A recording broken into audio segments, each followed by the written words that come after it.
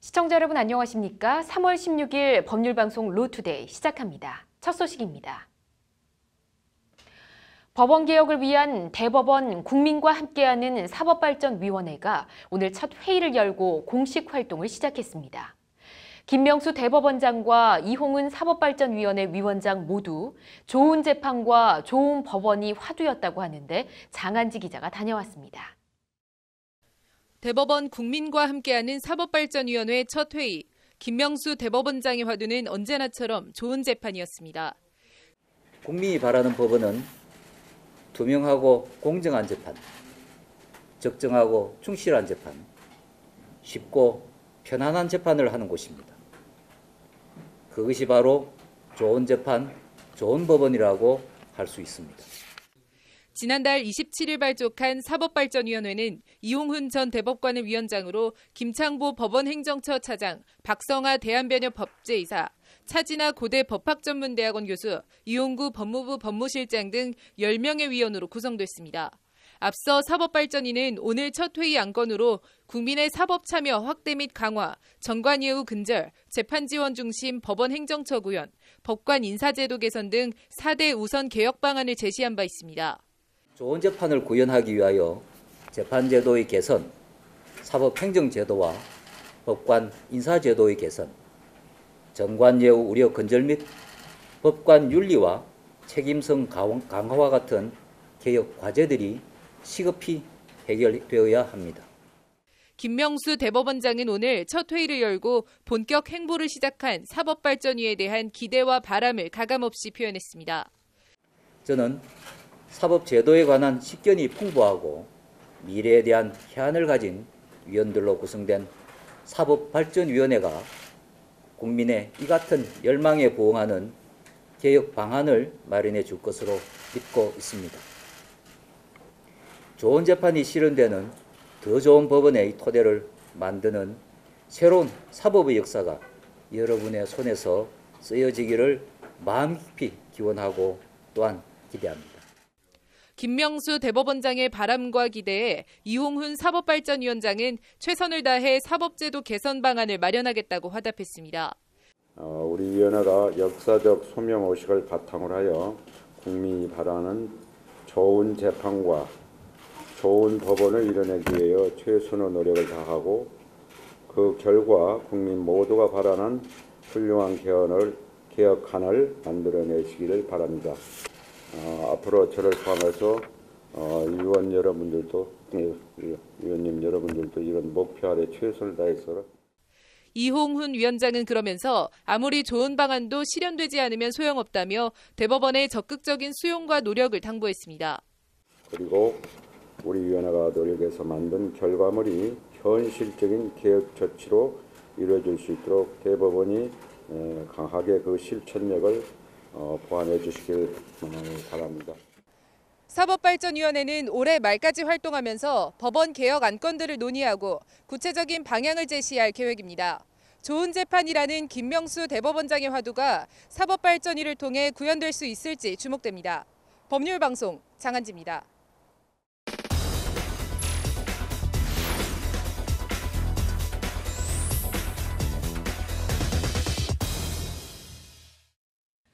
좋은 재판과 좋은 법원, 김명수 대법원장과 함께 최일선에서 법원 개혁 방안을 마련할 국민과 함께하는 사법발전위원회 이야기 좀 더 나눠보겠습니다. 이슈플러스 장한지 기자 나와 있습니다. 어서 오십시오.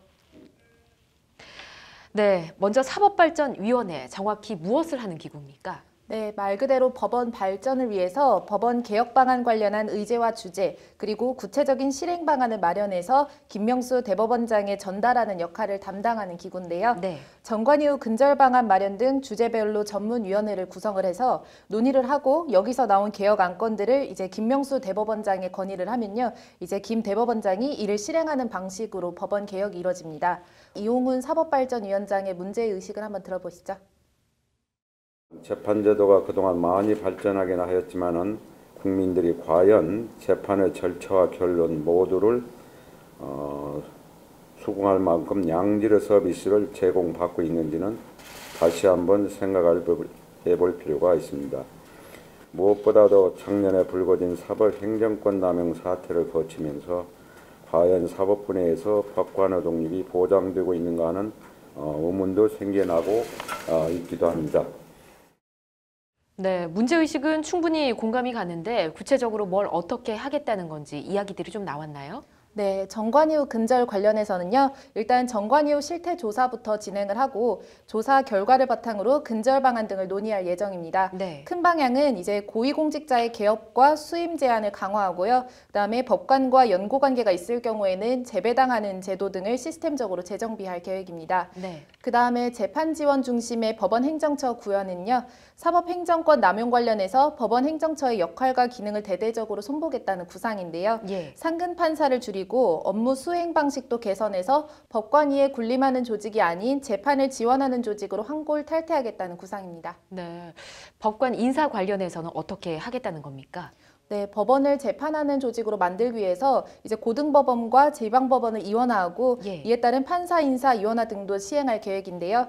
이런 개혁과제 수행을 통해서 국민의 신뢰를 받을 수 있는 좋은 재판 그리고 좋은 법원을 만들겠다는 구상인데 이런 각각의 주제와 과제들이 지향하는 곳은 결국 한 가지인데요. 바로 좋은 재판으로 귀결됩니다. 김명수 대법원장의 말을 한번 들어보시죠.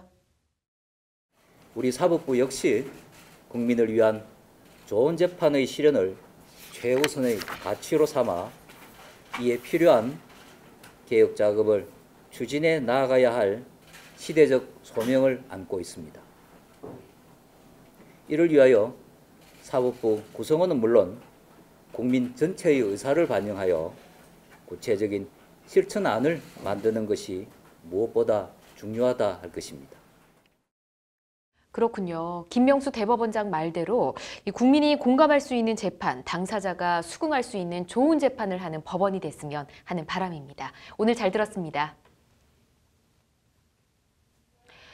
이명박 전 대통령을 검찰청사로 불러 21시간 동안 조사한 서울중앙지검 윤석열 지검장이 오늘 조사 결과를 문무일 검찰총장에게 보고했습니다. 문 총장은 이 전 대통령에 대한 신병 처리 방안 등에 대해 충실히 살펴보고 결정하겠다고 말했습니다. 검찰은 110억 원대에 달하는 이 전 대통령의 뇌물 혐의 액수만큼 이 전 대통령의 재산을 추징할 방침입니다. 신세아 기자의 보도입니다. 문무일 검찰총장은 오늘 아침 출근길에 이명박 전 대통령의 신병 처리 방향 등을 묻는 기자들의 질문에 충실히 살펴보고 결정하겠다고 말했습니다.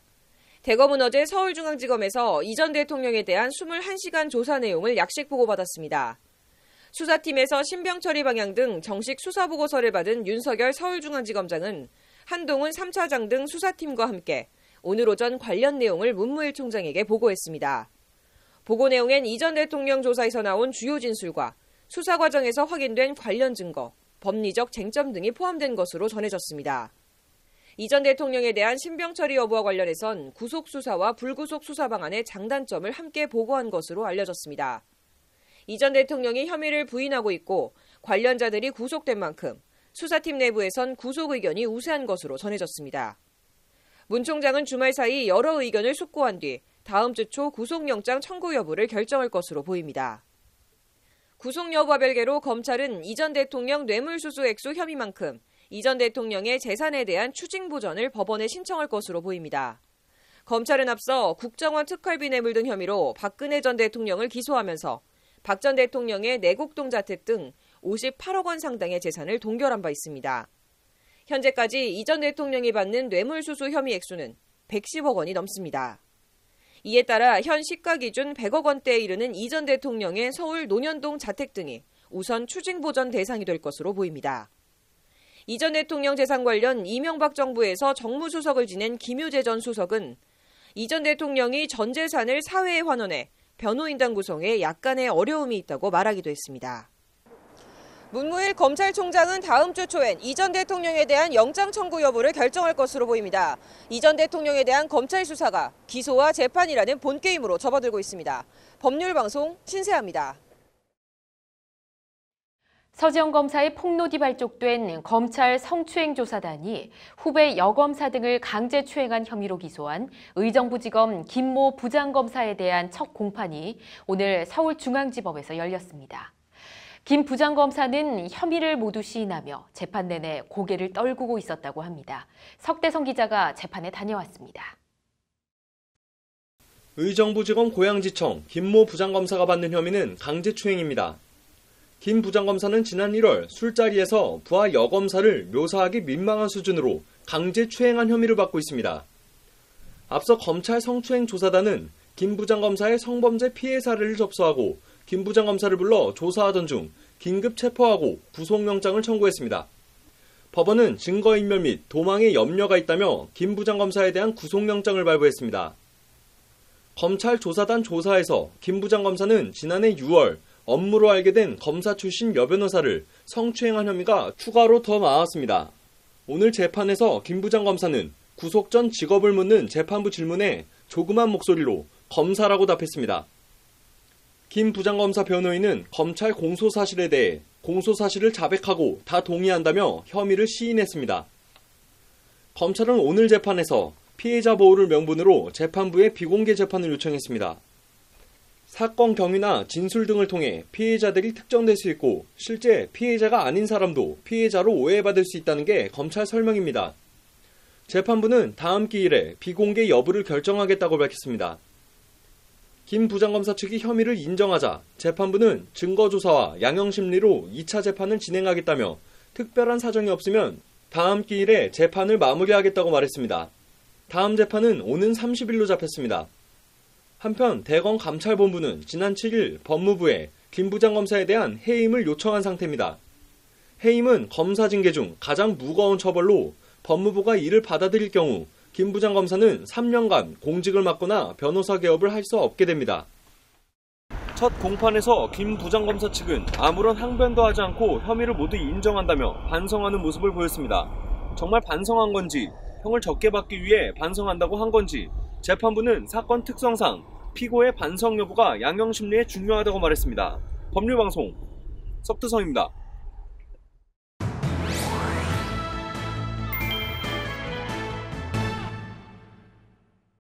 최용식 금감원장이 하나은행 채용 비리에 연루됐다는 의혹으로 사퇴하면서 역대 최단기간 재임한 금감원장이라는 불명예를 안게 됐습니다. 금감원장 사퇴를 위한 음모설이 제기되는 등 여러 가지 의혹들이 제기되고 있습니다. 유정은 변호사의 뉴스와법, 오늘은 하나은행 채용 비리와 관련된 이야기 나눠보겠습니다. 어서 오십시오. 안녕하세요. 먼저 최용식 금감원장이 연루됐다는 이 채용 비리 어떤 내용입니까? 예, 최 원장은 하나금융지주 사장으로 재직하던 2013년에 청탁을 받고 하나은행 신입사원으로 친구 아들을 입사시켰다는 의혹을 받고 있습니다. 네. 최 원장은 의혹을 부인하긴 했습니다만 논란이 일자 바로 사퇴하면서 금감원의 원장 부재라는 초유의 사태가 발생하였습니다. 네, 최용식 금감원장이 사퇴하기는 했지만 좀 억울하다는 입장인 것 같던데요. 네, 최 원장은 임사 담당자에게 합격자 발표 전에 합격 여부만을 알려달라고 했을 뿐 성적 조작이나 채용 압력을 행사한 사실은 없었다며 억울함을 호소하고 있습니다. 네. 예, 그렇지만 금감원이 은행권 채용 비리를 조사하는 과정에서 원장이 채용 비리와 연루되면서 금감원이 도덕성 논란에 빠지게 됐고요. 이번 정권에는 채용 비리와 관련해서는 무관용 원칙이 적용되기 때문에 진위 여부와 무관하게 조속한 사퇴가 이루어진 것으로 보입니다. 그렇군요. 이 최 금감원장의 사퇴 배경에는 하나금융지주와의 힘겨루기다, 이런 의혹도 제기되고 있다고요? 예, 최근 금감원의 은행권 채용 비리 조사에서 가장 많은 중요한 그런 혐의점이 발견된 곳이 하나은행이었는데요. 네.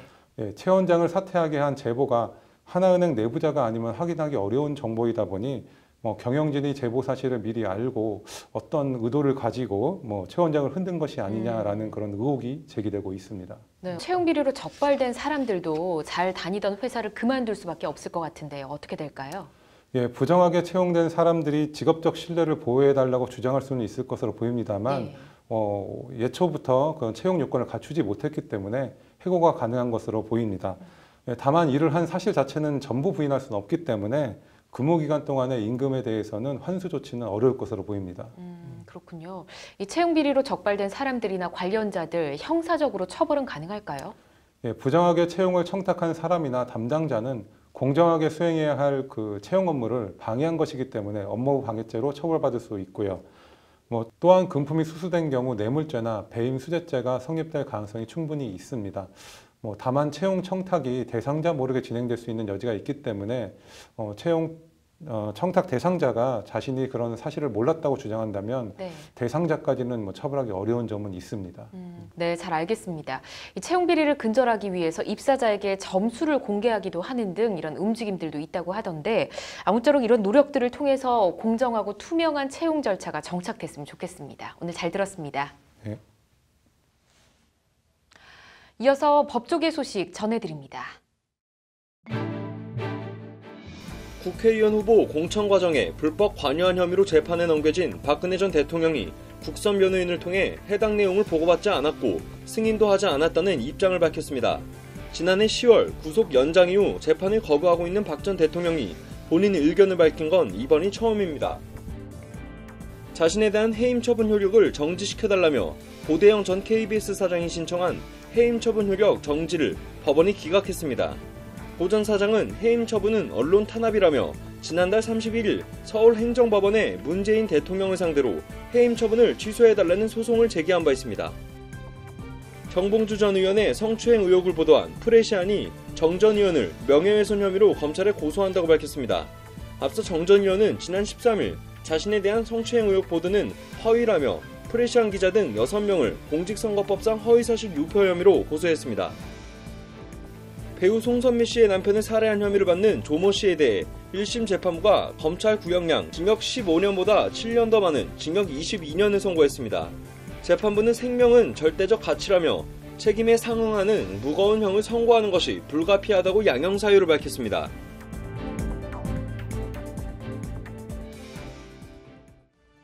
(3월 16일에) 전해드린 로투데이, 오늘은 여기까지입니다. 시청해주신 여러분 고맙습니다.